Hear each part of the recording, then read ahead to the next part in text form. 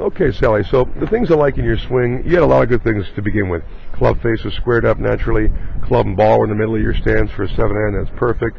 Your feet were at a good distance apart, and pretty good body angle as far as the tilt of your spine and the little flex to your knees. One main thing was, and you're starting to do it here, is keep those shoulders squared up.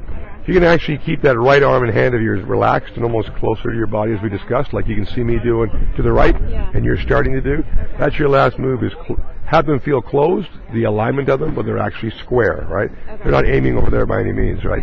The only other thing I would suggest for you is that you could have the shaft angle just slightly lower. See how your hands are just in front of your eyes? And see how my hands are underneath my eyes?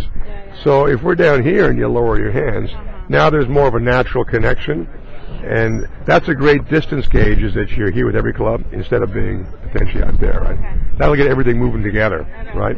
So that's the big thing, will be that kind of setup, and that takes you basically about 7-8 seconds is to have that pre-shot routine. I would strongly recommend to reenact your setup routine with the usage of a mirror.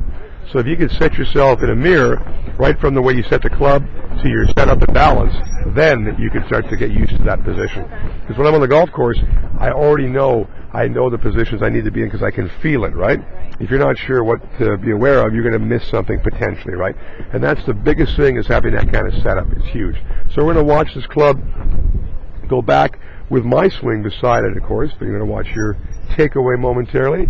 And the club going back, you do a good job, but you tend to kind of pull the club back more with the arms as opposed to swinging it back with the shoulders, right? So you take it back with your arms.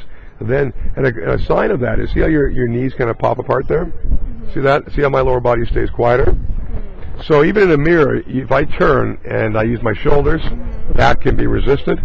If my arms pull the club back, I can unravel everything, right? You recover well, but we don't want to have to rely on that, right? So top of your swing. Now you're going to have the club drop from the top about now, reflex the right knee, clear the left hip, extend the club on through, and go through it. But there's a little bit of timing involved to do all that. So it'd be nicer to have to not rely on as much variable movement to hit that ball solid and consistent. So square it up, turn the top half of your body back slowly, and then push on through with your legs as you did towards the end there for me. All right, that's it. So just a little